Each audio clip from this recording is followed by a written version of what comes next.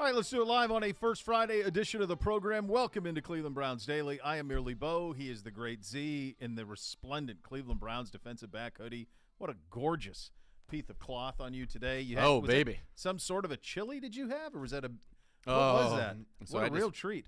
I just went in there and worked out and was able to get fired up in the gym. Had a great time. And so when I came out – and you were able to get fired up because that's nice in the gym to be able to do that. To get excited. Yeah, get excited and we have push some heavy weights around. Oh, sad. We got man, here's we're Coach. about to get some great. So much fun. Here's Coach.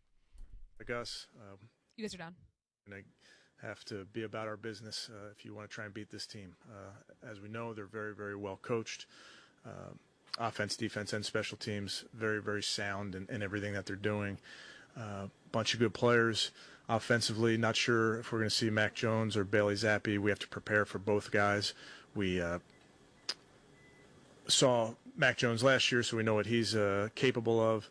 And I think this young quarterback, I'm very, very impressed with what they've done with him and how he's playing and operating right now for them. So really good group on offense. I think they're very, very physical, a huge offensive line.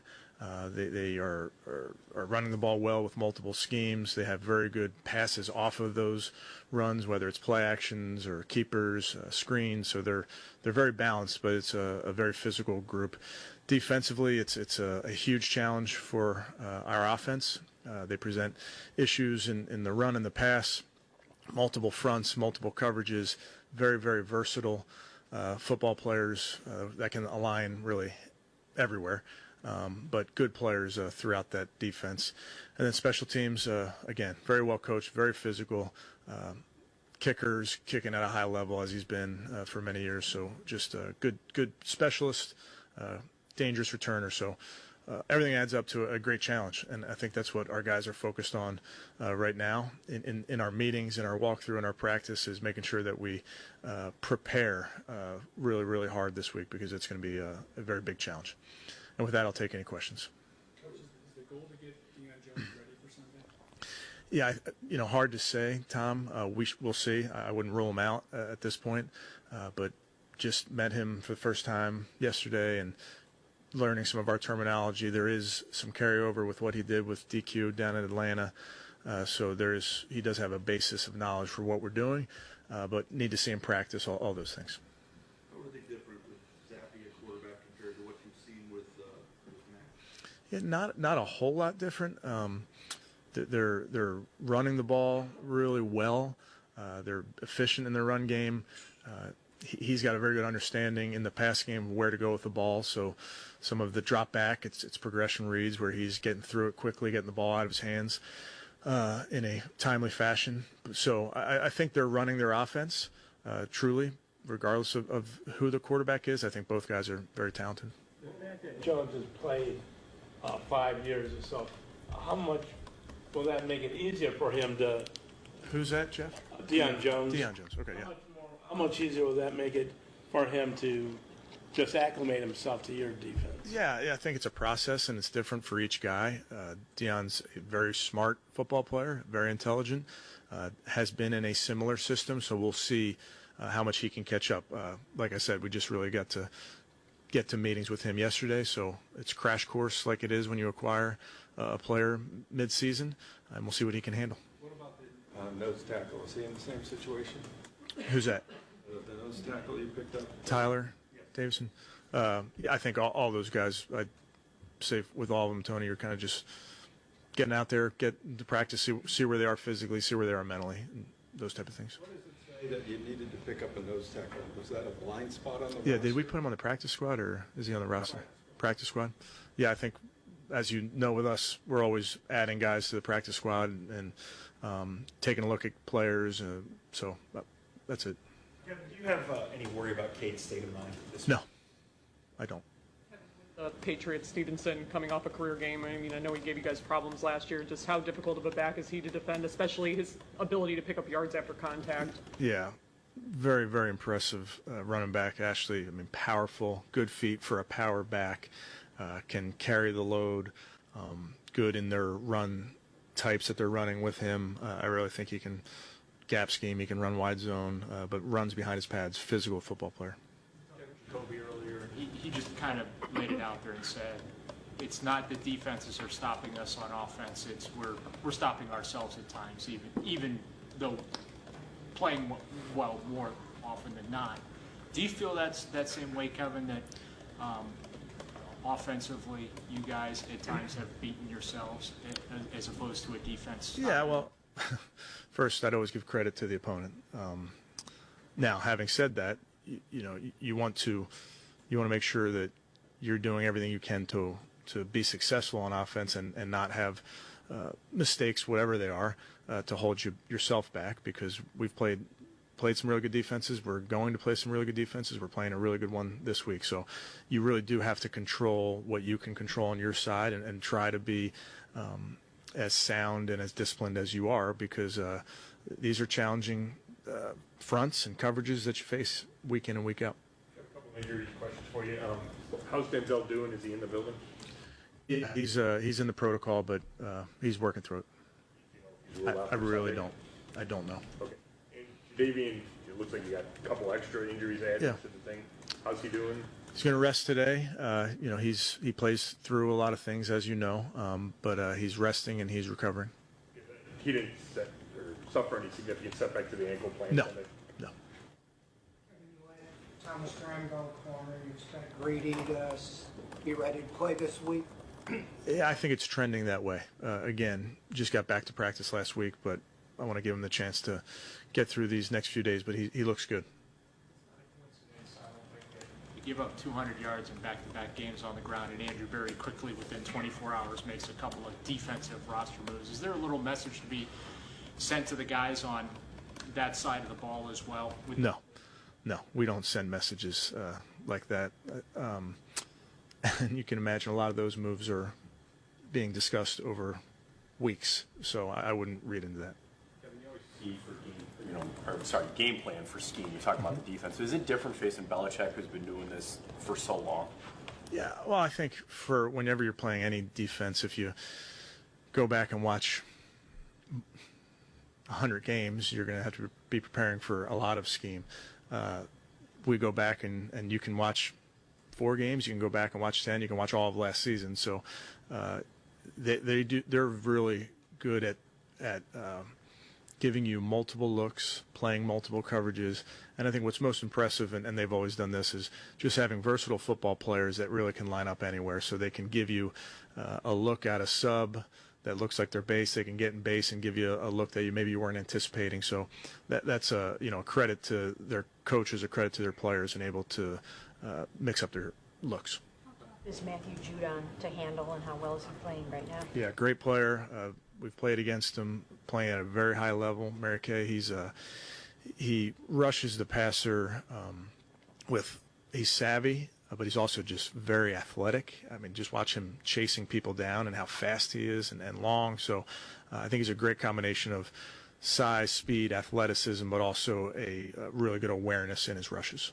I know it's been a few years since Jacoby was with the Patriots, but is there any advantage to your quarterback having some institutional knowledge about that organization and specifically what that defense may do? I really don't think so. Jacoby was there, some years ago. He knows some of the coaches, some of the players, but offenses, defenses evolve over the years. So, of course, there's some familiarity, but it's not like they haven't changed either. I think you noted that tackling was an issue, and a lot of the guys after the game said they expected it to be an emphasis in practice. How have you seen those guys kind of respond to having to get back to those fundamentals during practice and really take that lesson on? Yeah, it will be today. We'll do some extra, and you drill fundamentals every single day, and you talk about them, and you drill them, and you watch tape, and I think so much of this game can be distilled down to fundamentals and techniques. So certainly for our defense and for a football team, tackling is a huge part of that. So we can't ever lose sight of that. Just to clarify, you're going to do extra tackling drills today? Is that what you mean by that? Or? We'll do. I don't want to overstate it either, but we'll have extra emphasis. Put it that way. Rush here, Kevin, but is it a technique thing or is it like a mental effort thing when it comes to the missed tackles? Yeah, listen, there's some very good ball carriers, so you are going to miss tackles, but that's where being relentless to the football and having 11 guys running the ball can help that. But it always does go back down to tracking, ultimately tracking, putting yourself in good position, and then the techniques when you arrive at the ball carrier. Tackle in live practice, I certainly understand that. Mm-hmm. How do you practice tackling? Yeah, again, we drill tackling every day, so this is not something new, but we're going to just make a renewed emphasis as a group, some of the different techniques that we need to work on, just sharpen up. And not too dissimilar to when you're on the other side and there's a certain combination block that you didn't do quite as well as you think you should. Pretty simply, you just make sure that you drill it the next week. What do you see as the major difference in the Patriots offense with McDaniels not there and Matt Patricia calling plays? Yeah, that's a good question, Tony. I think, I know Coach Patricia. I have a ton of respect for him and what he's done, and having competed against him over the years. Joe Judge, I know well, awesome football coach. So they were some really good, talented coaches, and I think you can see them putting together some really good plans where the run game marries up with the pass game.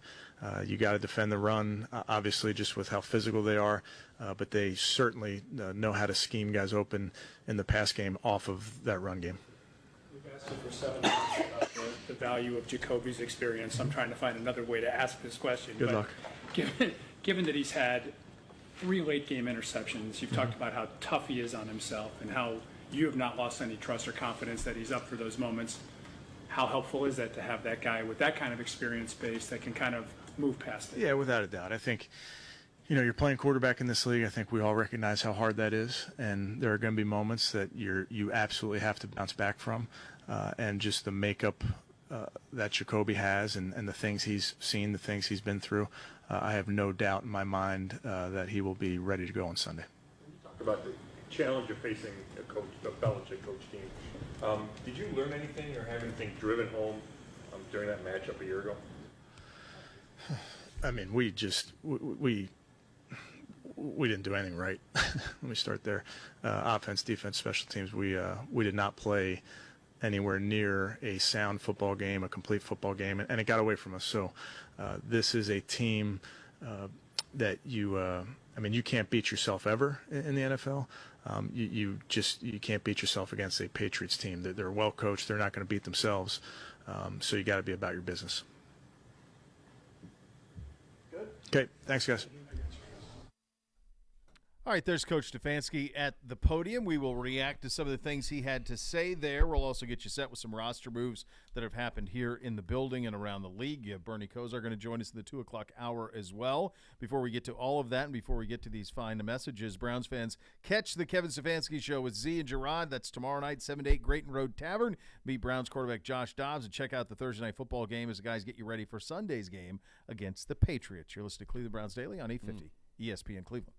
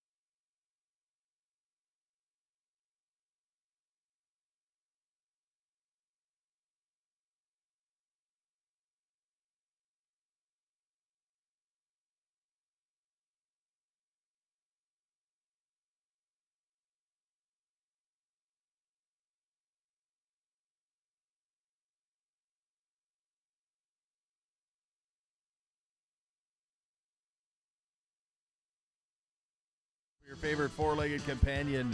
Barking Backers, presented by Milkbone, is the Browns' newest club for pet parents worldwide. Sign up today at barkingbackers.com. Barking Backers, the fan club for dogs. You heard Coach Stefanski there in his press conference, tackling myriad issues.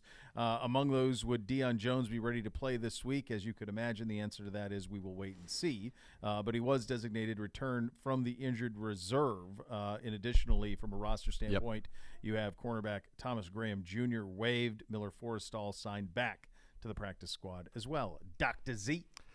Yeah, and so you look at that linebacker room last week. Dakota Allen was active off of the practice squad, so my guess is that Dion Jones would be ready. This is a game where I think the Browns are going to play a lot of base. You're going against a team in New England who will have the tight end on the field every single play. Hunter Henry last week played 59 of the 60 snaps. And they'll also do what we do with Michael Dunn, that tackle eligible as an extra tight end. They had their tackle eligible Marcus Cannon played 12 snaps last week as that tackle eligible player. So this is a run first offense, and we'll talk about that. But yeah, getting Dion Jones in there would be good. He's a guy who he racks up tackles, over 100 tackles in 4 of the last 5 years, had over 130 a year ago. He's been a Pro Bowler. He's good in coverage. Now, I'm curious. He was more of a will in his time there at Atlanta. He's played the mic, and he's been the green dot. My guess is they would want him to play the mic here. But I'll tell you what, it would give us a heck of a pass-catching linebacking unit or a heck of a pass coverage linebacker unit with him in the mix now. So big move for the Browns, obviously, one they felt they needed to make to shore up, what has been, since Anthony Walker Jr. has gone down, rapidly declining linebacker play and allowed for teams to just run the ball at will against us. Coach was asked, in the presser by somebody, I think it was Daryl, does he send a message with the acquisitions of the two guys? And Coach said, no, that's not our style to send messages. But while that may not be the style, if you acquire two defensive players and one of them on a Sunday afternoon after a game, it tells you that things aren't right. So that is a message that you're not good enough defensively, and we made steps this week, Andrew Berry did, to get better defensively. Yes. It is. It's not like we're sending you a message in a way that is, would be nothing that is done. That's or exactly anything. It's saying what's happening right now isn't good enough, and we need more players to make it better, and so we're getting them. There's nothing passive aggressive about this right. operation. That would be, and I think that's the implication. Are you sending a message through this? No, this is directly saying this isn't good enough, and we're bringing somebody else in to do your job because you're not doing it at a high enough level. Yeah, that is the difference of that one. So that's where you go on that. You enjoy it. I mean, we did not get the result that we wanted. I wanted to ask you last night with the Guardians. We'll do a couple of minutes on that real quick. How much were you into this? Was it something that you had on? We had it on the whole. I had every single pitch on. We had it on the side TV, but everything was on. When is the last time you? Okay, so you second screened it. Yep. When was the last time you second screened a baseball game start to finish? I couldn't tell you honestly. The last time I watched a baseball game start to finish was when the then Indians were in the World Series. Same. I think same, probably. How much were you aware that Bob Costas was going to be on the call? I was fully aware prior to.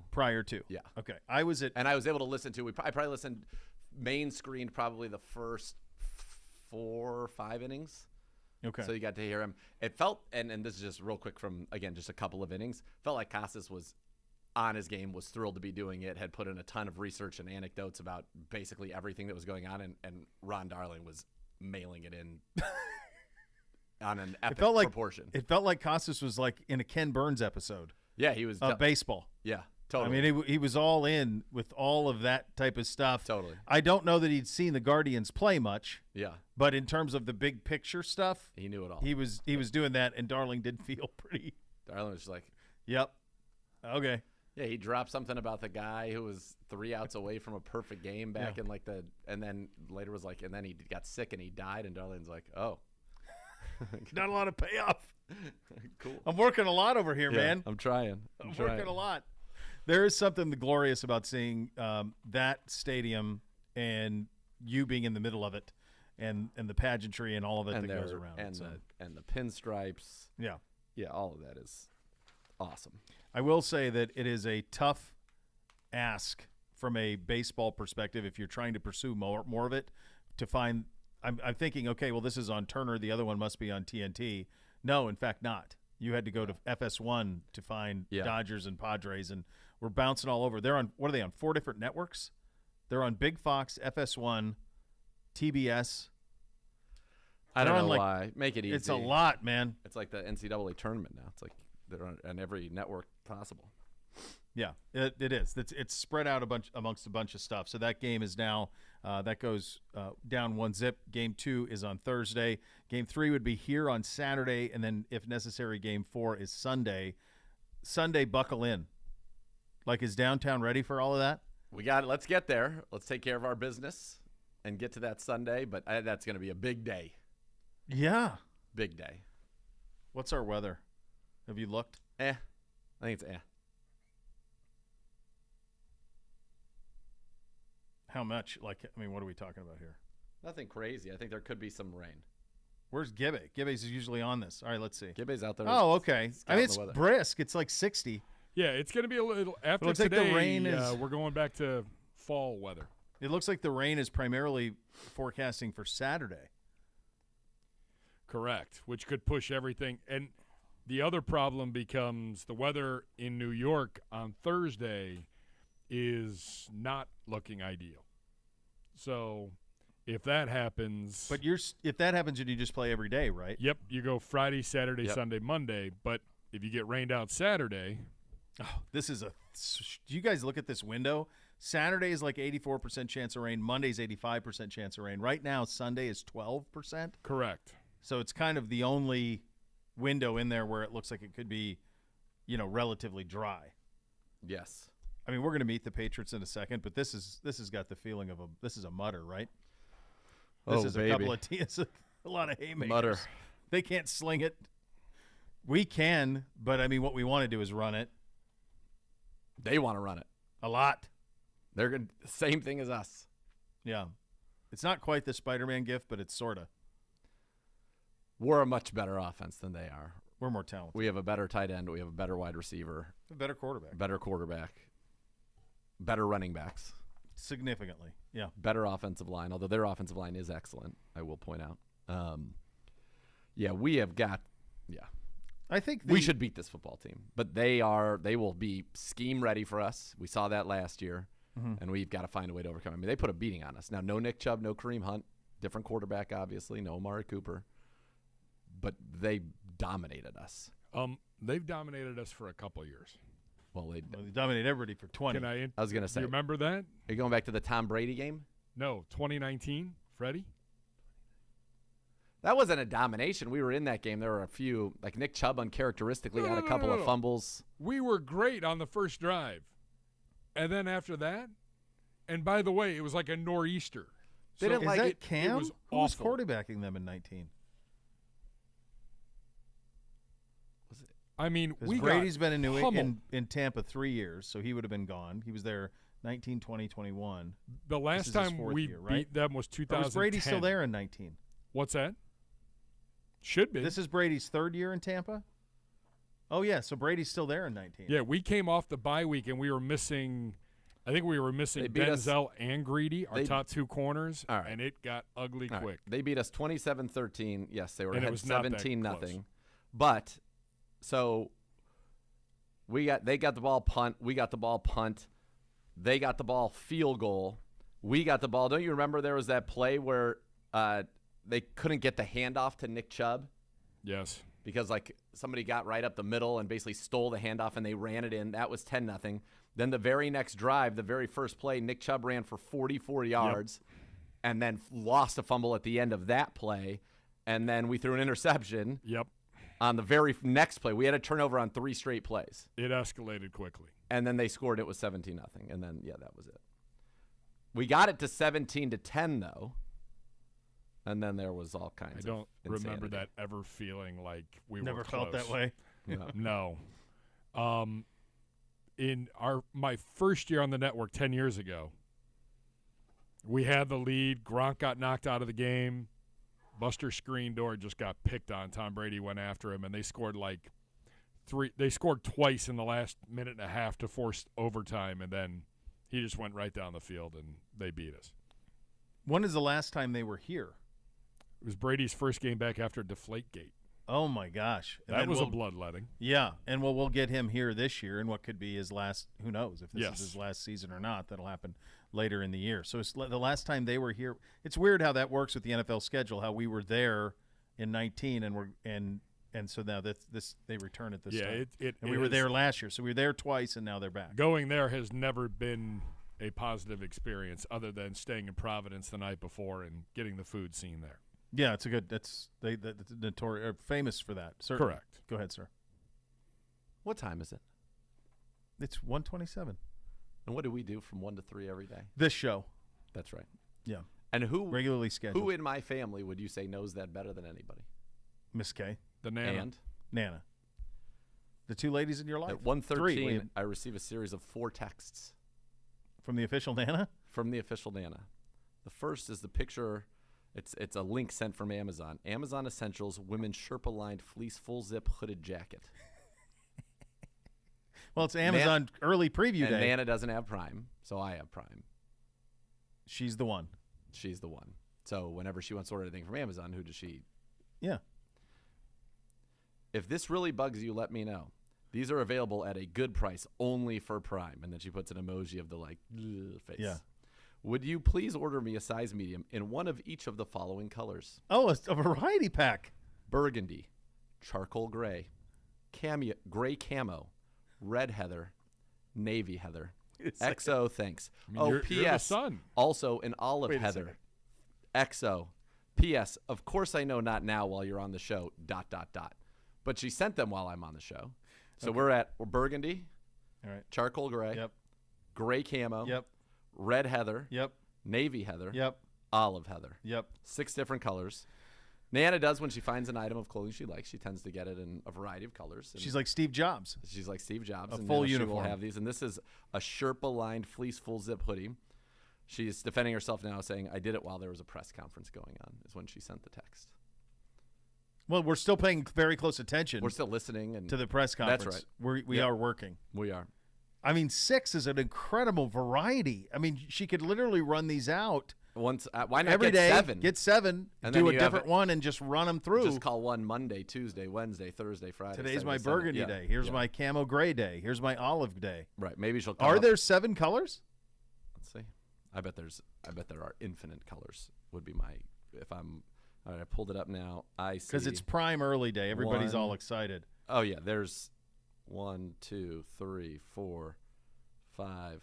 Surprised she didn't go with an oatmeal heather. It's nice. 6, 7, 8, 9, 10, 11, Is this 12, the Amazon 13, 14, Essentials 15, 16 line? colors. Yep. Yeah, okay, I found 16 colors. I mean, it's a nice $11 off savings. It sure is. It's wonderful. Like, you could get, I feel like. It's a lot of zip-up hoodies, though, Nana. You could give 2 to her for a birthday, 2 for Christmas, and it's still 25 2 for a another pop. holiday. I mean, we're still making a sizable investment. It's a sizable investment in something. Have we tried this on, Nana? No. I feel like you'd want to know what the fit is before you went that far in. My advice to her would be, we're early on in Prime Days. My advice would be order 1. It'll be here tomorrow. Here's what I'd say to you. Try it, and then we can go all in. It's free shipping as a Prime member. Would 100% be concerned more with like the properness or the propriety of the fit. Correct. It would be my number one priority. But she's not. Is it warm and can I wear it? They got a men's version too. That's a pullover. Looks fantastic. Sherpa lined. Hey, maybe that's what we should get. You could do matching. How about a cream Sherpa lined Amazon? Yeah, an oatmeal. I did some reconnaissance work. Are we getting closer? We are. I am. I did find a bone. Nike makes a bone hoodie. That's the Rams. Which So that would be. That feels like the right for what we're trying to get done here, when we handle our business. That feels like the way to handle that. Matt Fishman has chimed in. He'll take an olive heather 2X. Fish, gotcha. You got it. You got Fish, it. why stop there? Take 7 of them. Fish, focus on getting better. How could you only have one color offer? Bone broth fish. Yeah. Bone broth. Hit yourself with some bone broth. It's bone broth's essential. It's fantastic. Yeah. For a team of injury lawyers dedicated to every client every day, call 1-800-ELK-OHIO. Elk and Elk's a proud partner of your Cleveland Browns. We will meet the New England Patriots coming up next. You're listening to Cleveland Browns Daily on 850 ESPN Cleveland.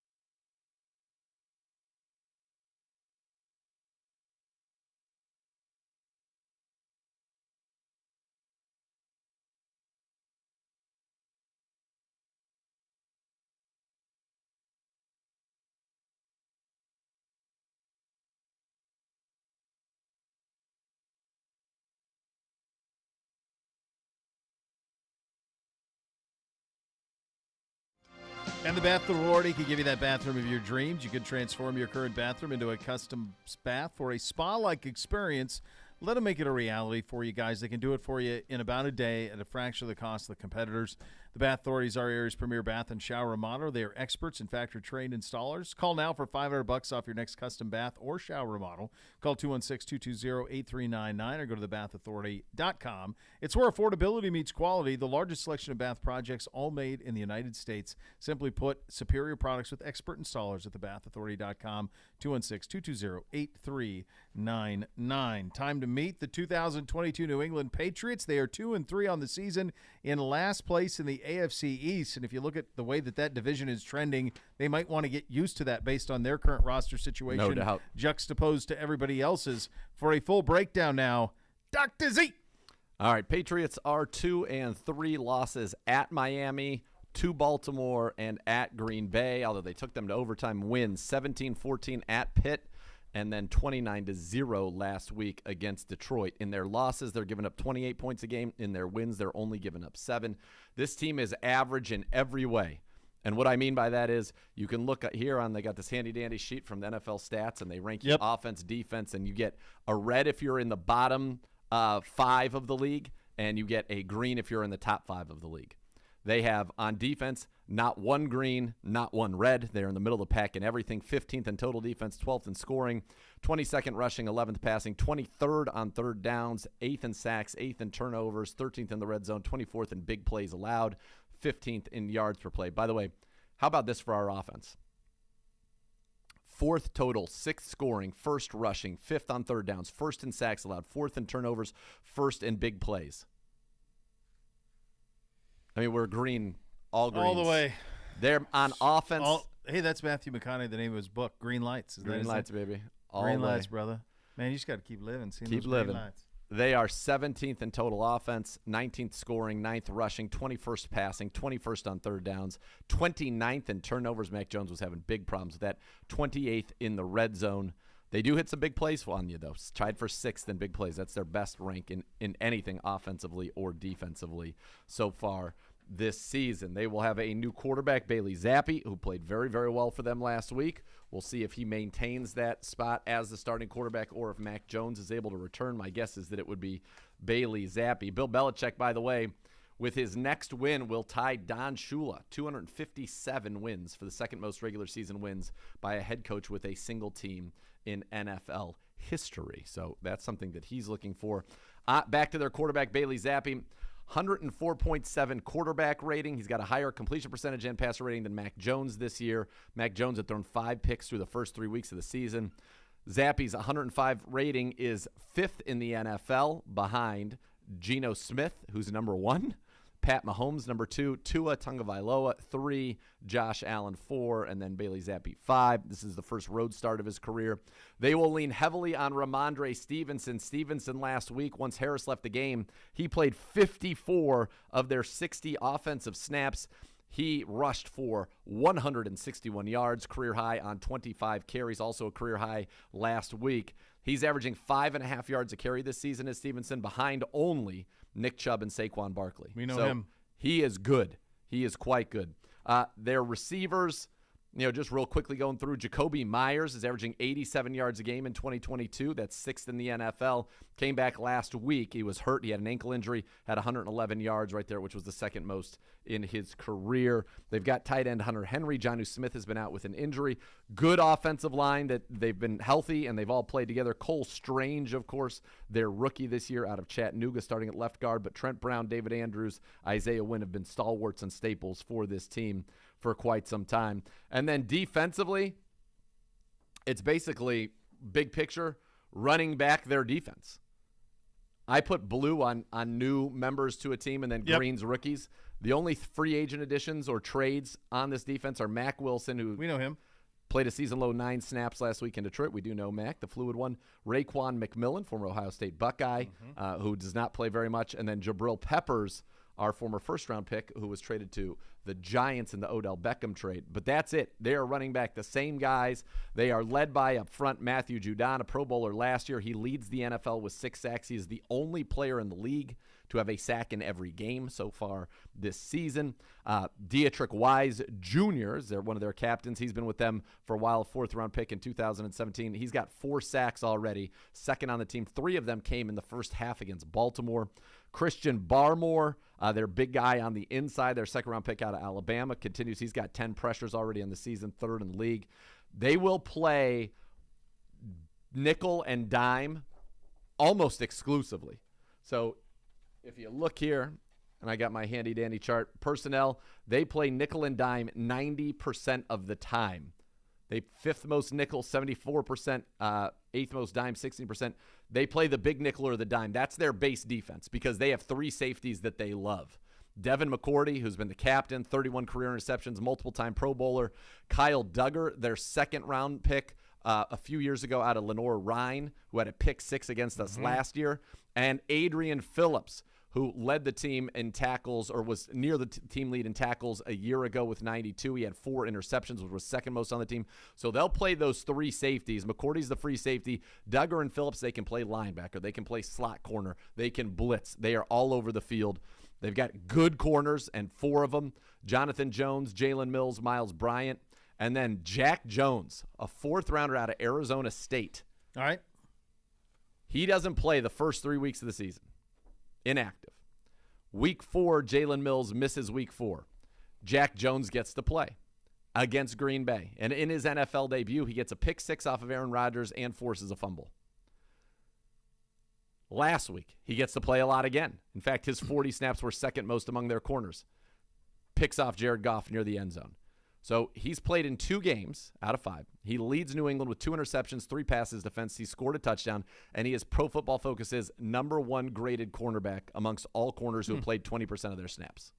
It's wild. Wild. Yeah. And they have a guy that they drafted in the 3rd round, Marcus Jones, out of Houston, who has only played on special teams so far. So this kid got an opportunity, Jack Jones, and he has made the most of it. So they got a Jack Jones, a Jonathan Jones. But this is a veteran-laden team.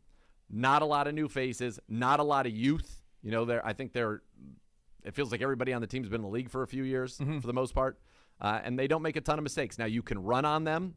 We talked about they're giving up 5 yards a carry on the ground, 22nd ranked run defense. So that's what we're going to have to do is run the football on them in this game. That Jones pick 6 of Aaron Rodgers, only the 4th pick 6 ever that Aaron Rodgers has ever thrown. Wow. I'll give a stat. They feel like a team. I'm sorry, go ahead. I was going to say one last stat that I think make people feel happy. New England has given up 2.2 yards per carry before contact on average. That's most in the NFL. On runs outside, 2.6 yards per carry before contact, most in the NFL. Nick Chubb on outside runs, by the way, averaging 5.4 yards after contact per rush. That's right, most in the NFL. This is the most mind-blowing Nick Chubb stat I've ever seen. Nick Chubb leads the NFL in rushing, 593 yards. Yep. Nick Chubb's yards after contact this year, 415. That would be the 4th leading rusher in the NFL. That's absolutely remarkable. This feels like a roster that when they had Tom Brady and when they had Gronk wins the AFC East. But they don't have those guys. Solid veterans. Right. Yeah. Veterans, solid, no superstars. Everyone does their job. And when you have the greatest quarterback of all time and an ultimate weapon in Gronkowski, it's great. Yep. But when you don't, it's what they are now, which is kind of even Steven. Couple of things. Do you think Belichick will pass Don Shula? Because you mentioned he's one behind Shula on wins with one team. Yep. With his 256. Shula's at 257 with the Dolphins. He's at 256 thus far with the Patriots. Actually, 3rd on that list is Tom Landry with 250, all with the Cowboys. So for the all-time list, Belichick is 292. George Halas is 318. Shula is 328. 328, yeah, because 71 with the Colts. Yeah. Belichick, though, has 286 if you include playoffs. Yeah, you can't do that, though. That puts him 2nd behind Halas at 324, including the playoffs. Do I think he will catch him? No. I don't either. In Boston, you talk to Donovan, who listens to Boston radio still. Yeah. They're, like, ready to run him out of town. They're done. It's a wrap. Yeah. It's all those championships, and it's a wrap. It's crazy. Yeah, I mean, he's 36 away. Here's the thing: since 2000, so you're talking. He doesn't feel like these are 10-win teams. No way. It's many years away. So it's 5-6 years of this away. The thing will is, Kraft allow for that? 22 years, Mm-hmm. 18 playoff appearances, Mm-hmm. 17 division titles, 6 Super Bowls, winning percentage of .715, and they're ready to run him out of town. Mm-hmm. Yeah. Well, I think because had Brady just retired, I think you'd be far more patient with it all. But Brady's been really good since they went in the other direction. Well, yeah. So that's a pretty big part of it. I also saw this in the notes. Nick Folk is the kicker. He extended his NFL record of 63 consecutive field goals made of less than 40 yards. He's coming off his 4th career game of 5 field goals. They always kick it well. Vinatieri, Gostkowski, Falk. Always. They're always so sound there. Like if it comes to a field goal, they make it. That to me is one of the more wild stats that there is. The last time that he missed a kick, and by the way, it's under 50 yards. Under 50. Yeah, that's what I said. Yeah, under 50. The last time he missed inside the 50 was a 45-yarder, the 2020 season opener against Miami. So he went all of 2020, all of 2021, and now into 2022 without missing inside of 50 yards. And he's playing in 63 in New England. He's playing 4 games in climate with the 2 games in New England and the game in Buffalo. He's playing more than more than that in New York too. I mean, those are all outdoor games. All of them. Yeah.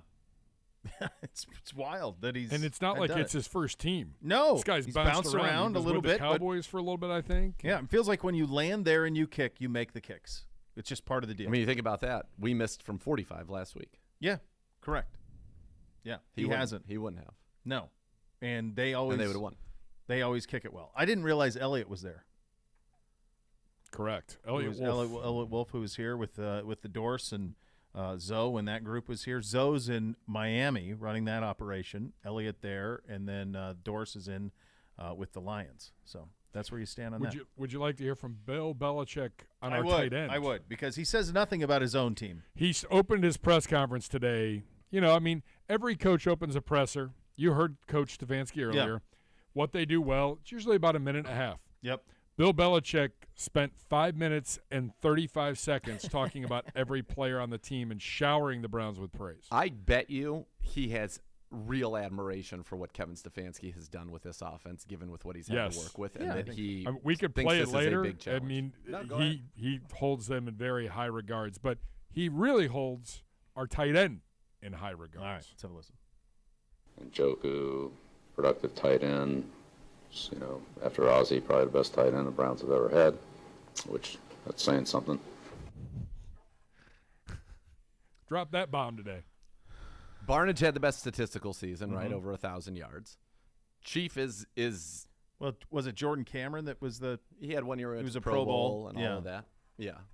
Winslow was good. He was a Pro Bowler once. Lots going on there. But He's out of the record books.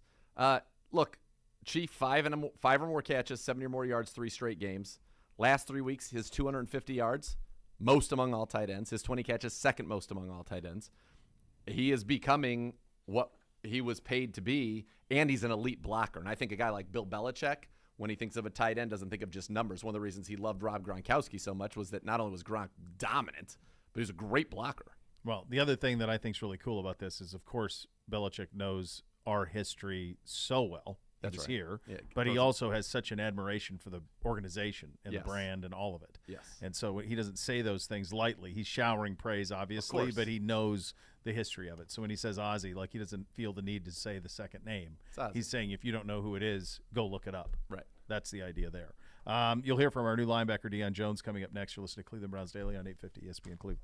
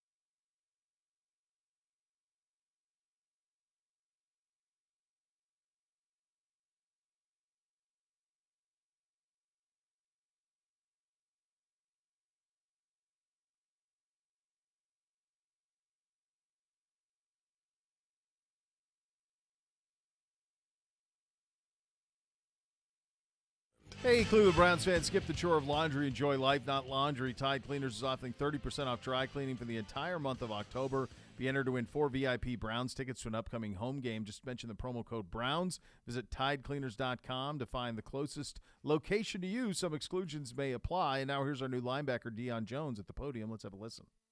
Your first reaction? You guys down? Found out you were traded to Cleveland. I guess I was excited.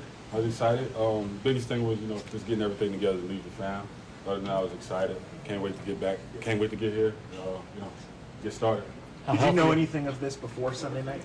No, I did not. So your phone rang? Yeah. You were on the plane? I was on the plane Tuesday.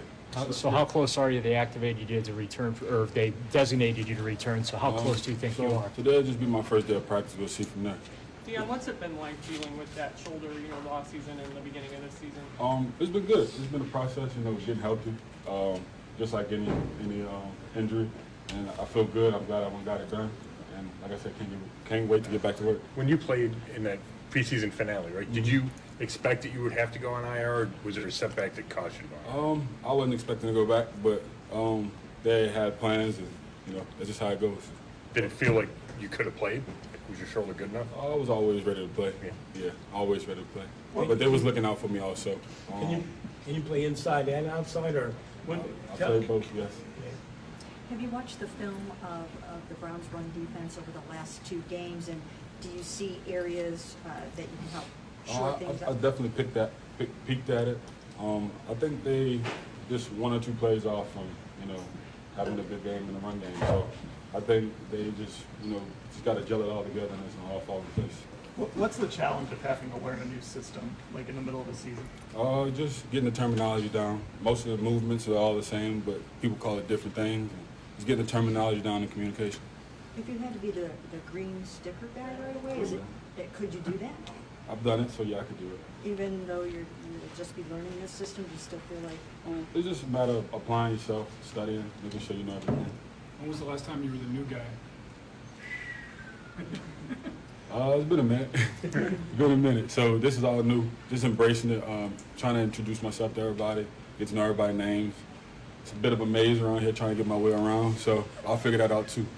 Did you have some connections here? Did anybody on the team? Of course, the Tigers already. I was going to say, LSU great band. Yeah. Is it for some of those guys? Like you? Yeah, I was before them, but I gotta watch them. Oh, you know what I'm saying? It's my Saturdays. Is it realistic for you to play this game? We'll see. Like I said, I'm just taking it one day at a time. I'm not making any predictions or just.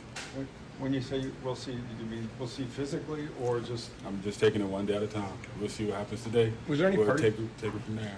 I'm sorry. Was there any part of you that was excited about a new start? For sure. Everyone, likes a fresh start with a clean slate. No expectations. Just come in and learn and play, stress free. We're hearing that Anthony Walker Jr. is back in the building. Have you had an opportunity to meet him and talk to him yet? And how did he welcome you? For sure. He's high spirited. He's healing well. From as far as I can see from the 2 days I've been up here. And yeah, good dude, high spirited, and can't wait to get to know him even more. The Browns have high expectations, at 2 and 3. So how cool is that to join a team that was capable of making the playoffs, and you could be a big part of saving that. Yeah, that's big. That's big. I can't wait to see. Like I said, can't wait to see how I can help this team. And I'm here. 1 minute. In Atlanta, of course, 2 weeks ago, there was no talk between you and your agent about they're looking for a player. Nope. What were your observations when you watched that game? Watch the game. It's a tough team.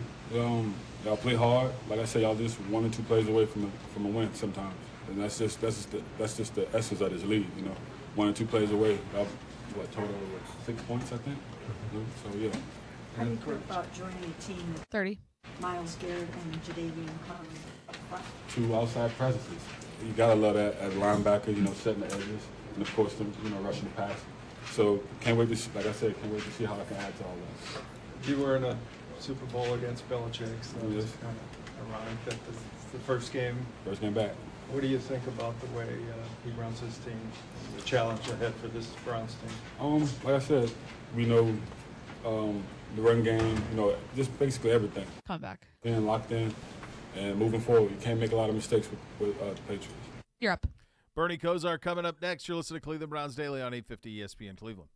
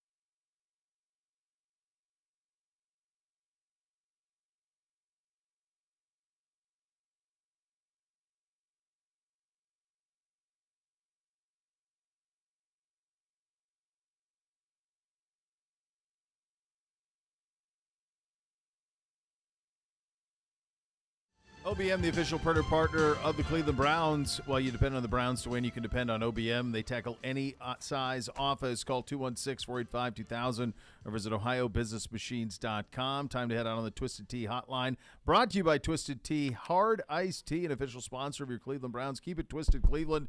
The great Bernie Kosar on the other end. Hey, pal, thanks for the time. Let's start with this one.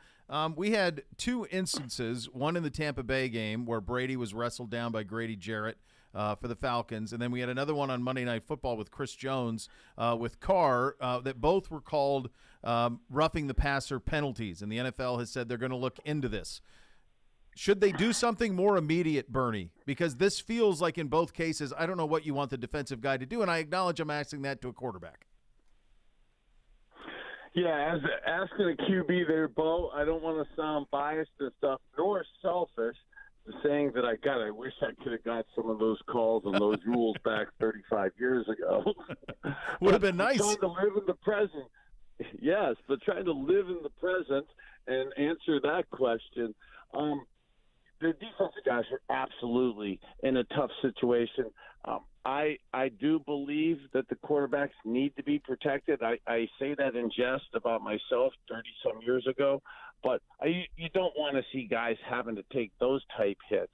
Yet that being said, seeing some of the ones the last 2 days, Monday night with Patrick Mahomes and then Sunday, that's something where it's actually changing the outcomes of games and putting guys in a situation where actually if you try to go too light, when this happened a couple years ago, you actually see defensive guys missing tackles because they don't want to be called for roughing the quarterback personal foul type stuff, and then they end up embarrassing themselves on film because they miss tackles, and that's really a tragic side to it. Not that we want to see anybody get hurt, but there's absolutely a physical play to the game that can't be really taken out of it, shouldn't be taken out of it.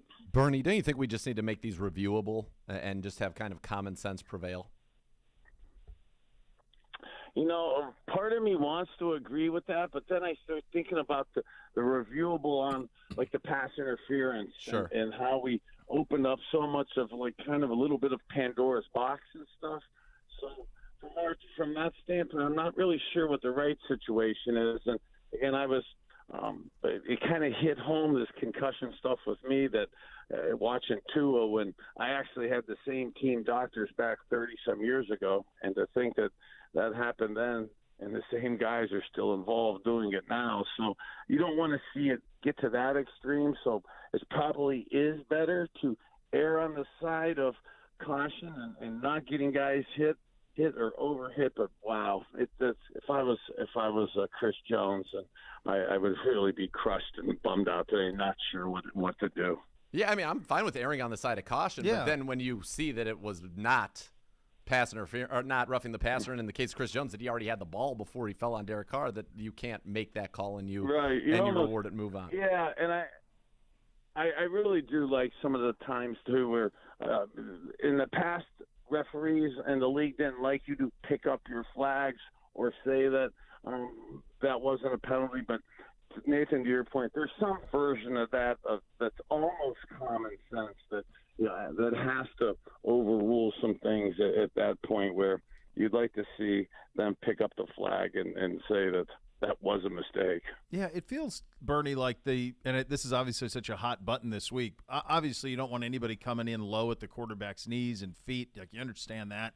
And you don't want them coming in high around the hat and the arm and that type of stuff for the concussion safety that needs to be out there. But the Grady Jarrett, I mean, that is a I coach fifth grade football. That is a textbook, like how we're taught to teach them. Head away from the action, wrap up, and roll. I mean, that's what we're taught.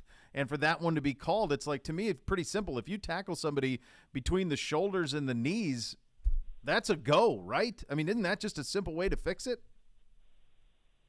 That's the way you so beautifully articulated, described that, I got so self-absorbed again and thinking about how you said, obviously you can't go low and hit the knees. I want to go back 30-some years ago and say that, God, I wish I had that again. But staying in the present, you're exactly right. That's the proper. You're coaching the fifth grade guys the exact way, and that's it. Almost leaves it to where you're coaching it up, and then when you're doing that you put the guys in a catch-22 situation. All right, Bernie, let's turn the page to the New England Patriots. And last time we faced them, they were schemed up. They were ready for us. They beat us 45-7. A lot of different players. We didn't have Nick Chubb or Kareem Hunt in that game. Obviously, a new quarterback in Jacoby Brissette. Let's just start big picture. This team has been through heartbreak 2 weeks in a row, 3 of the last 4 games they should have won that they have not. How do you rally? How do you fix that? How do you get back on the winning track? And for Jacoby and a quarterback in particular, where you just have a play where you just didn't see the guy and you take points off the scoreboard and ultimately cost your team down in the red zone? Well, first, in terms of how to get back on track, easier said than done. But the way the Browns and Coach Stefanski have tried to keep an even keel, and where the win or lose, you're trying to win the week and win the day and go 1-0 for the week, 1-0 for the day. So looking in the rear view mirror, even if it's positive or negative, you want to get that behind you. After the last 2 weeks, Nathan, like you asked, that couldn't be any more truer this week, that you want to somehow, some way, the old Jimmy Johnson line, get that behind you so that you can focus on somehow, some way, get yourself ready to make plays and get a W, because you're now going into this game. It's starting now to be week 6 of the season. Both teams got 5 games of film study of each other on there, and you're really getting to see each other's personality and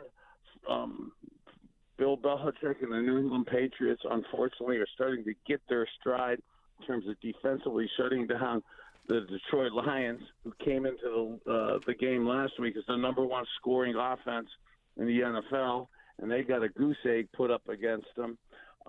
Plus, the Lions were struggling at their defense at stopping the run.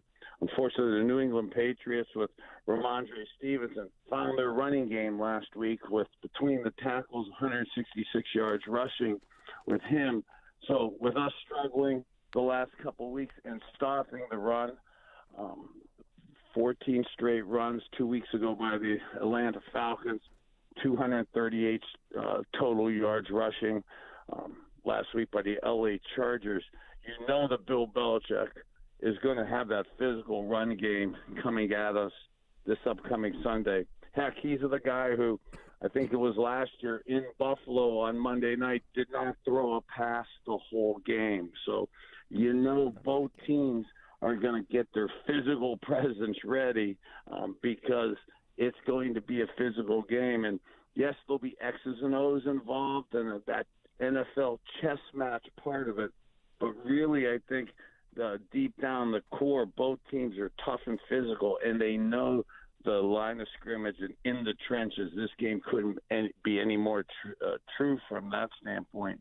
And if you've had a bad taste in your mouth the last 2 weeks, I'd rather play a game where I know it's going to be a physical game as opposed to just I got to trick them type game. Because if you really look at our personnel, especially offensively, we match up really well, and from a talent perspective, I believe we're a physically more dominant team.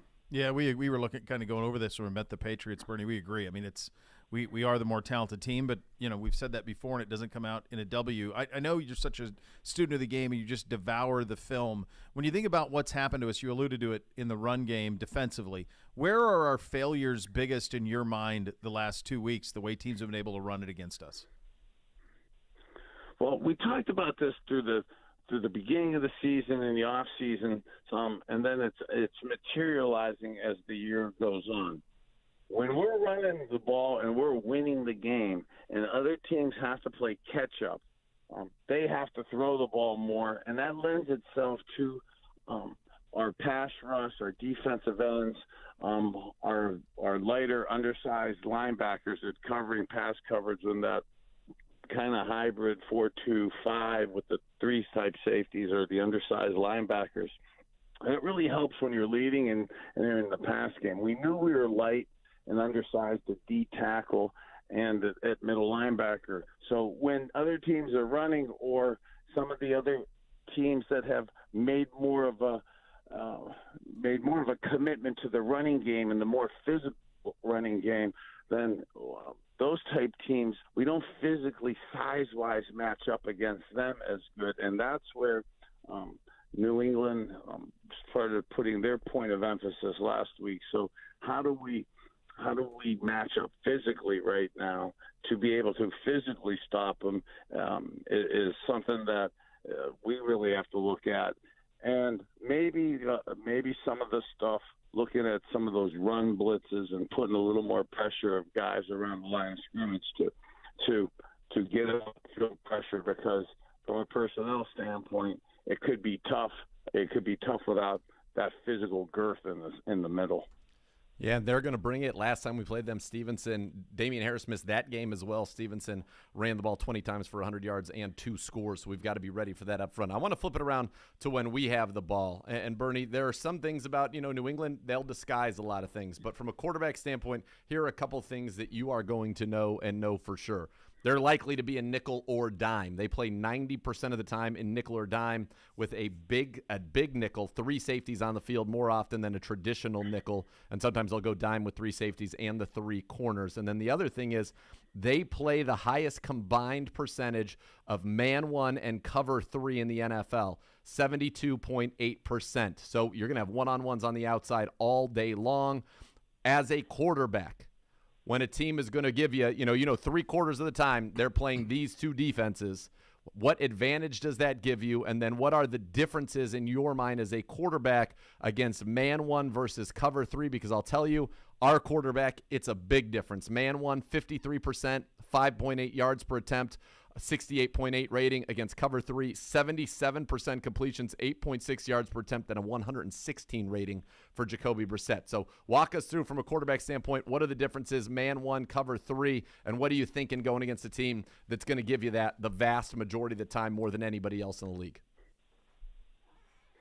So obviously from my past and having almost a 40-year relationship with Bill Belichick and that staff and understanding of those defensive principles is a defensive genius goes without saying, but sometimes he's such a genius in his genius of being simplistically smart and simplistically genius with it and not overcomplicating things. So he typically has a concept of the day and a concept of the week that he wants to do from the defensive perspective against our offense, and especially this week of offensively having the dominance and productivity that our Cleveland Browns offense has had. He does always want to take away your number one weapon. Our number one weapon, we're a little more diverse with that, but it's the running game and Nick Chubb. But that being said, easier said than done, because if I had to play, my success when playing against Bill Belichick has always been the power running game between the tackles up front. They're so well versed. They're so well coached on handling their gap responsibilities, setting their edges. It's really tough to trick them on outside bootlegs, nakeds, outside runs, because they do set the edge very well. And sometimes you overthink yourself, you look around too much, and sometimes the best thing to do against his type team is to go right ass at them. And that's sometimes easier said than done. And that bend but don't break defensive philosophy. And when he's in those type of philosophical beliefs like that, you roll into cover threes and the soft cover twos. You have those safe type throws outside, the checkdowns, the ability to, the way Coach Stefanski has been with his personnel groups and motions and shifts, being able to create somewhat easy throws versus those soft cover three coverages has been really good, especially early in the game. So I absolutely see more of that coming this Sunday.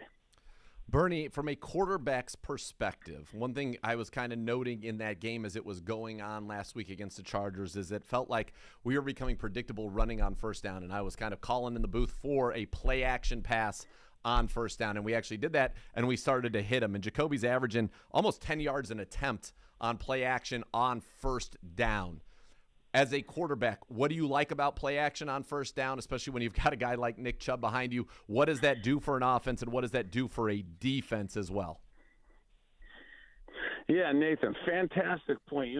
Maybe you could I was thinking that you could be thinking that last week of running the ball, and then Coach Stefanski and Jacoby Brissette, about midway through that third quarter when it was 21-17 range, and Coach started leading off the drive with 1st and 10 throws, and not just play action 1st and 10 throws that were check down screen games. No, 1st and 10 throws with 12-yard, 14, 16-yard square ends, things down the road in that intermediate passing game. That's so gorgeous. How we open up using play action pass, intermediate passing game, really between the 10-yard lines, I say, and you got down to basically the 1-yard line with that type of concept. And then great championship teams, when they need a yard, can get a yard. Then at the 1-yard line, 1.5-yard line, give it to Kareem Hunt, and he took it in on that drive that I think you and me are referring to. That type of changes, that type of play calling, the type of execution by our offense, by Jacoby, absolutely more of that than less of that. And I think we started hitting on to something that, I guess, a Bill Belichick team, I love running right at you like that, and I really love versus that cover 3 again, Nathan and Bo. You got the guy down there in that intermediate zone because the backers sucked up like that. Belichick's teams really read keys phenomenally, so be careful, Jacoby Cleveland. We may drop into those zones this week, but that's okay because in those play-action plays, you have the back checking down right in front of that linebacker. So if they do get depth, you're hitting a nice, easy check down to a Kareem Hunt, a Nick Chubb, a David Njoku, in and around the line of scrimmage with the Amari Coopers, Donovan Peoples-Jones in that intermediate area down the field. That was gorgeous in the third quarter last week, and I absolutely would love, Nathan, to see more of that, especially this week. Bernie, you're the best. Thanks for making us smarter every week, pal. Awesome, guys. You matter. Go Browns. Go Browns. The great Bernie Kosar joining us on the Twisted Tea hotline that doesn't quite like tailgating touchdowns and Twisted Tea. It tastes just like real iced tea. You know why? Because it's made with real brewed tea. Cool, refreshing, 5% kick of alcohol. It's thirst down and gold. Twisted Tea, hard iced tea. Keep it twisted. Jacoby Brissette up next. You listen to Cleveland Browns Daily on 850 ESPN Cleveland.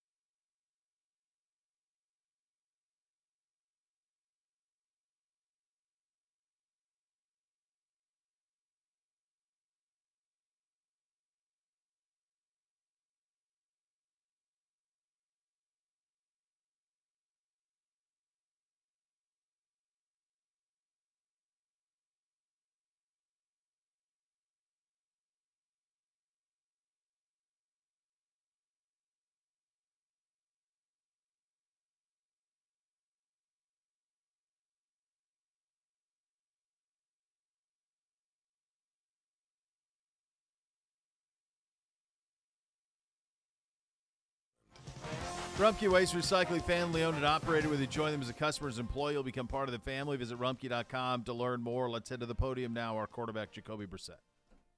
Jacoby, does your familiar You guys are down. Bill Belichick help in any way in this game? Hopefully it does. Have some understanding of the defense. Obviously, it's been a couple years since I've been there, and yeah, so hopefully it pays off a little bit. Did you play against him in Indy or? I got a quarterback sneak versus him one time. That was probably about it. What do you remember about your time there? A lot of good memories. I got my first start there. Some of the guys on there are still on the same team, so I know those guys. Obviously, great coached, good players, good vets, good guys that understand the system that they've been running for a while, and so yeah, really good team. What do you remember about the craziness of the Deflate game this season? I wasn't there for that season. I came the other year. I mean the year after. The suspension. I got a chance to play, won a Super Bowl, so good memories for me, you know. Does the situation with the quarterbacks now, kind of Zappy being forced into playing early like you, remind you of what you went through? Oh, for sure, definitely. Kind of seeing that transpire a little bit, obviously because I'm friends with some of the guys on the team, so following that a little bit and seeing their third guy end up playing some games and winning. And so I brought back a couple of memories for sure. What did Bill do in those early starts when you were playing, kind of didn't expect to play? Kind of what did he do to help you succeed, maybe that he's doing the same thing now? I think it was just playing good football around the quarterback, you know, and helping him out in that help. I know it was helping me out in that way as far as not asking the quarterback to do everything for him, and that helped me when we played. So yeah. Jacoby, when it's Belichick, do you find yourself maybe even preparing for the coach a little bit more than you would like the players because he's been doing it so long? He's been doing it too long for me to prepare for him. It's more so obviously the system and then the guys that are playing, you know, because they're out there doing it. So yeah, I think that's the focus. It's just focusing on the team. Obviously, he's the coach. He's running the show, but definitely focusing on the team. When you talk about Bill setting you up, have everyone else around you play well. Do you almost feel like Kevin Stefanski's done the same thing for you here? I think that's the mindset of any coach, but yeah, definitely here. Is play good football on defense and special teams, and that's playing good complementary football. I mean, people think it's like a mind-blowing thing, but don't you want to do that? Don't you want to play good defense, special teams, and good offense? So I think it's kind of stating the obvious, but making more of an emphasis on it. Jacoby, when I asked you this a couple weeks ago about the offense, you said the only thing that's stopping us right now is us. Is it still kind of feel that way? Oh, for sure. Just look at our drives from last game. A 3-and-out on the second down that I could have had Chubb on a big play and picking a red zone. Just things like that where it's just like that has nothing to do with the defense, but everything to do with us. And I think that's still the case. When we self-scout throughout the years, it's always been us that stopped us. We've been an inch away or a play away or an assignment away from not being stopped. So, yeah.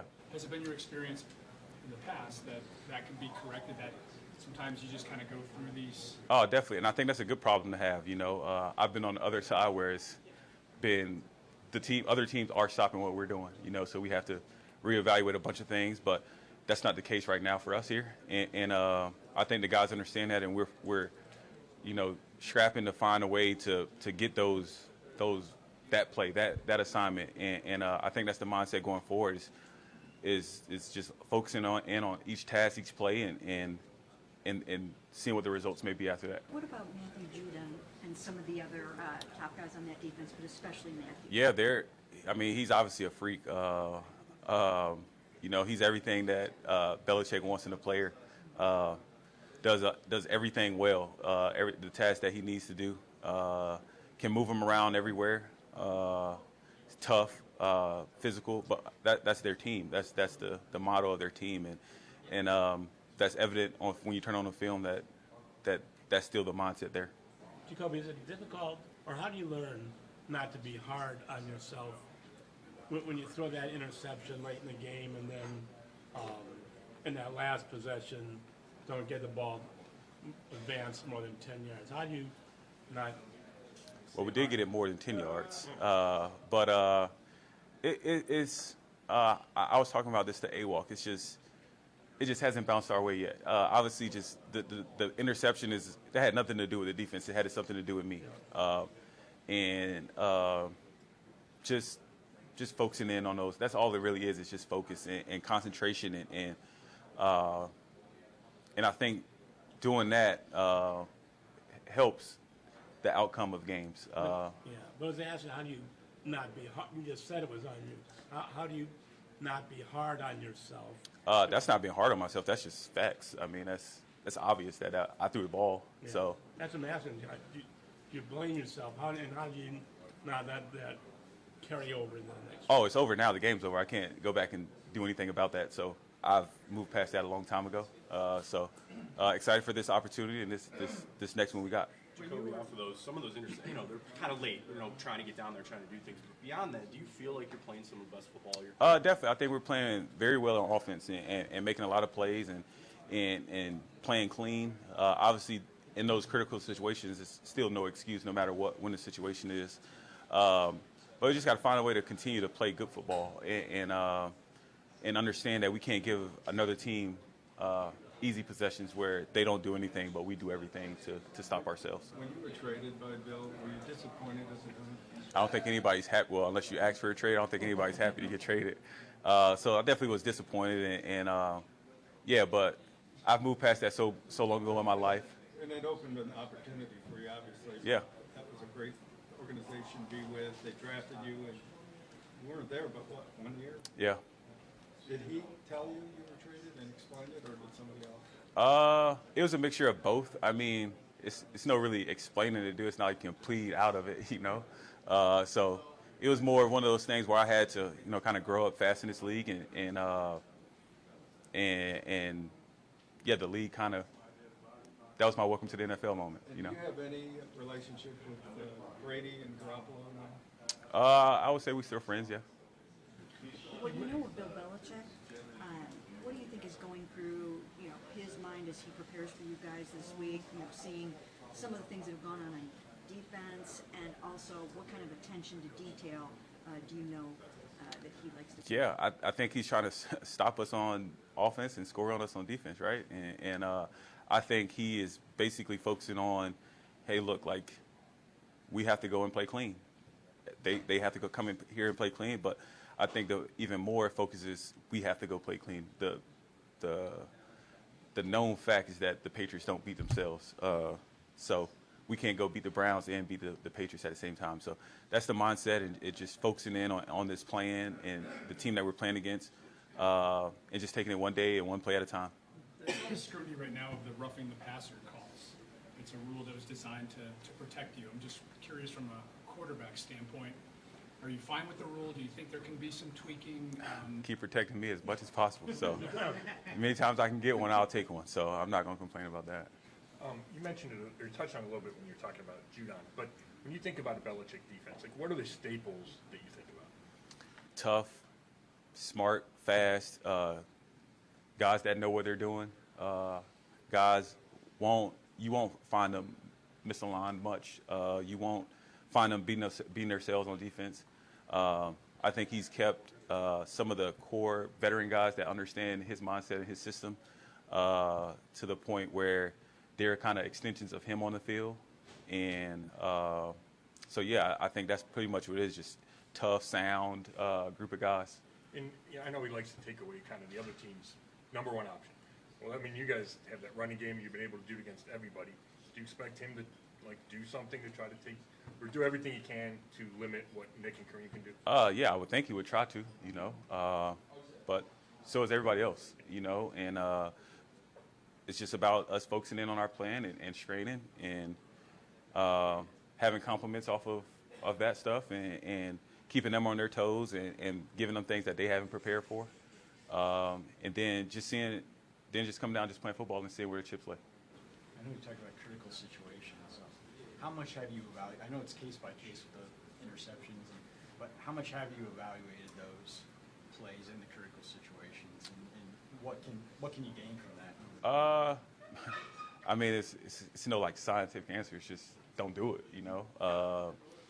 Just really focusing in really in those moments because the ball is in my hand, and it's not like I lost trust in myself or anything of that nature. It's just more so just focusing in. Do you think that's like the one hurdle? Like you're playing well. I mean, we see that, but 1 minute. Hurdle to kind of get over those moments. We got more than that to get over. I mean, individually. Yeah, I got more than that to get over. But yeah, it's something that's part of the game that obviously trying to work on and get better at. And listen, I clearly I haven't lost trust in myself or confidence in myself to go out there and just continue to make plays and being smart and taking care of the ball, which I feel like I do. And so yeah. If Belichick were to sell out to stop 30. the game, would you expect an additional linebacker on the field? Or how would he do it? I have no idea. I think he will do something that he doesn't think I have idea that he'll do, because obviously I won't be able to prepare for it. But I'm excited to see what it's going to be. They're a tough team. We're a tough team. And let's just see how it goes, Jacoby, real quick, Deshaun back in the building. What has it been like to have him around in meetings and all of that? It's been cool to see him. Haven't seen him in a while, so yeah. No. You're up. All right, there it is. Jacoby Brissette at the podium from earlier today. Be part of one of the most passionate fan bases in the NFL. Join the Brown season ticket member waitlist today. Best chance at securing tickets for all home games in future seasons. Don't miss out. Go to clevelandbrowns.com/tickets or call 440-891-5050 to reserve your spot today. We'll go around the league coming up next. You're listening to Cleveland Browns Daily on 850 ESPN Cleveland.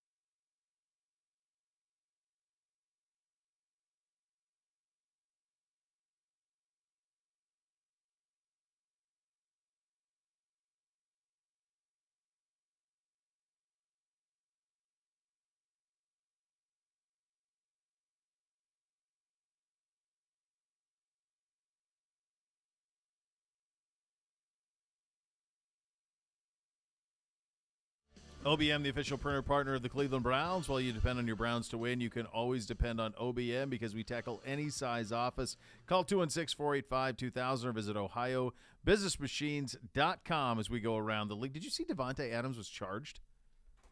Okay. You're on. Good. I get it. Like, every lawyer who saw that was, I'm sure, finding out who is this person, how can we get money out of Devontae Adams, which we saw. Devontae shouldn't have pushed him, obviously. But the real issue here is Kansas City security. When we're on the field and people are coming in and out of the tunnel, there's not supposed to be any walking going across the tunnel or in their way. That guy was where he should not have been at that moment. Now, whether or not that's his fault or it's security's fault doesn't matter. But what Devontae did, he shouldn't have done. But that guy shouldn't have been there. And it feels like my experience, you give up a lot of your typical rights by being on the sideline. Like, it's for the players and the coaches, and you're there, but knowing you're potentially in harm's way. Bo, did you see the video from behind Adams that was out circulating this morning? The reverse angle that Schefter tweeted out? There's a video from behind Adams where it looks to me like he doesn't even see the guy. Yeah. He's walking. There's a crowd. All of a sudden, someone is the photographer's trying to walk across. Yeah. And he just kind of hits him and reacts and shoves him. Yeah. It's not like he went out of his way to hit the guy. Not malicious. The guy shouldn't have been there to begin with. No, he should not. Yes, that is assumed. Yes. I mean, in a previous career, I have been like one of those guys down there, whether it was with camera or without. It's understood. Yeah. Like, of course you're not going to get hit or anything like that in terms of punched or somebody going out of their way. No. But if you're in the realm of where they are, that's their space, man. I'm 100%. shocked the charges were filed. Shocked. Well, I'm not shocked the charges were filed. I don't think it's going to happen. I don't think he's going to get anything. It's just nonsense. Yes. Absolute nonsense. And I wouldn't settle either. No, I wouldn't. Forget it. No, yeah. Of course not. You should take it up with the Kansas City security people. Yeah, and the guy you saw the guy that Bobby Wagner tackled I've never even heard of this, had what was diagnosed as a full body concussion. What the hell is that? Come on. Again, you ran on the Is this field to real? play. Like, you deserve what you get. We just suck as a society. What are we doing? There are repercussions for actions, man. That's right. Like, you don't just get to do whatever you want, you bunch of bozos. You run onto the field like all is in play, man. It's totally crazy. And all is within the rights. Dallas is preparing Cooper Rush to start Sunday versus the Eagles. There was talk that maybe Dak would be able to go, but it sounds like they're going to go with That's what Cooper McCarthy Rush said. Because Dak's not ready? I would assume. Interesting. This is even more interesting. Are you guys aware of this situation in Miami this morning? Did you see Joel Shad's reporting of this? So Skylar Thompson is going to start this weekend for Miami. What do you mean? Why is Teddy Bridgewater not playing? Skylar Thompson is scheduled to start this weekend. Teddy Bridgewater is in concussion protocol, but is expected to play, but not start. He did not throw today. Tua Tagovailoa did throw today. He is not in concussion protocol, and he is out one more week. Just a mess. Why isn't Teddy Bridgewater starting? He's still in concussion protocol. Yeah, but they expect him back Sunday. I mean, that's what Shad's reporting this morning, that he was expected back Sunday. So he must be progressing. I mean, you know how that goes. So he must be progressing to the point where he can play. But McDaniel said basically all indications are Skylar Thompson will be their quarterback. He threw today at practice in Miami, and Tua Tagovailoa threw at practice in Miami. Tua is not in concussion protocol, is practicing, but is out one more week. Yeah. So he has not what is been his cleared. injury designation? He hasn't been cleared to return to football?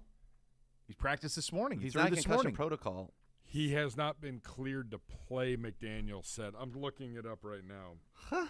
It's weird. Well, I don't understand. This Teddy is a Bridgewater mess passed created every by their own medical staff screwing it up. Or it's a mess created by the way, the NFL and Dr. Alan Sills said that doctor did nothing wrong and he shouldn't have gotten fired. The NFLPA fired him. Mm-hmm. Or it's a scary thing that happened in a very fast and violent game and that was brought to a lot of light because it was Thursday Night Football. Like if that happens on Sunday at 1 o'clock amidst 12 other games, yeah, Tua's probably playing this week, and Teddy Bridgewater probably was able to play the following week. Well, that's my hunch, is that it's an overcorrection for an unfortunate circumstance awful thing that happened. Yes. So McDaniel said this morning, that Tua could be cleared from concussion protocol. So I guess Tua is still he's supposed threw to this morning. He was throwing at the team's practice, but won't complete the journey back to action this week.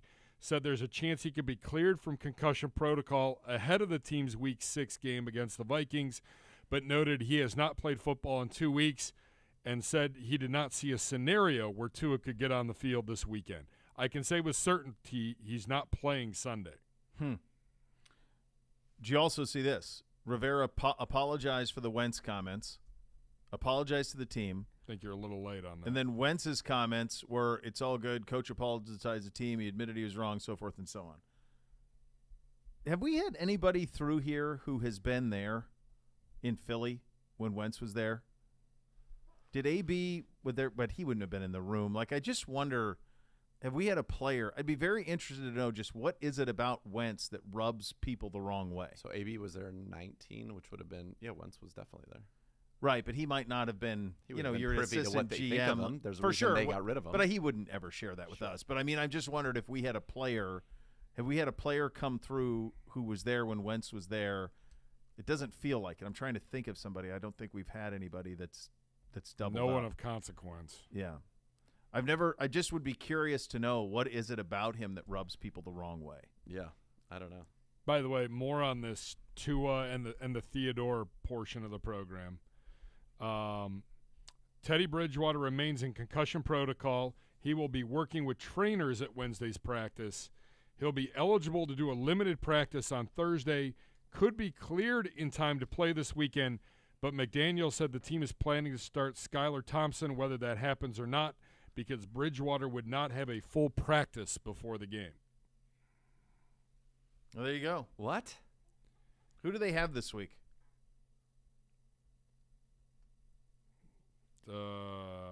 Tremendous question. I haven't even got a chance to look for it. Miami. It's a great week, and it's Vikings. Vikings are at Miami. Yeah, that's right. Yeah. All Kind right, of a that's big what's up. game. Yeah. I mean, Bills and Chiefs is this weekend.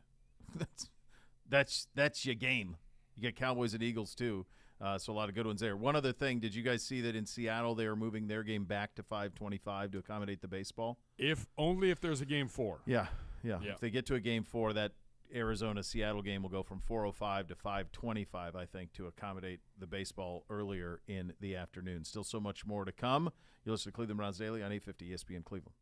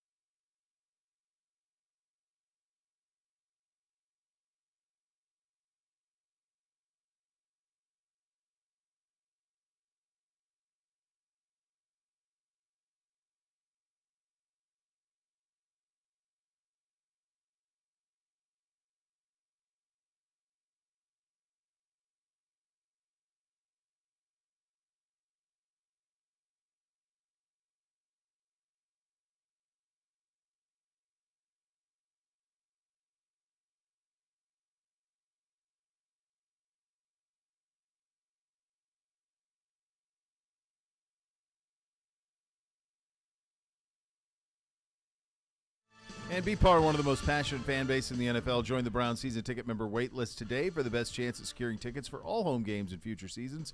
Don't miss out. Go to clevelandbrowns.com/tickets or call 440-891-5050. Reserve your spot today. And tonight, catch the Browns preview show 7 to 8. University Hospital's Cleveland Browns Radio Network. Wyatt Teller joins Ken and Gerard on That'll be good. the show He's a great interview. tonight. He's a 1 minute. phenomenal. Yeah, that'll be a good one. So there Go you Guards tomorrow. Tomorrow? Yep. Oh, that's right. I don't know why. Why would they go play Tuesday, 4 Thursday? games? Why would they play 4 games yesterday, and then they have none today?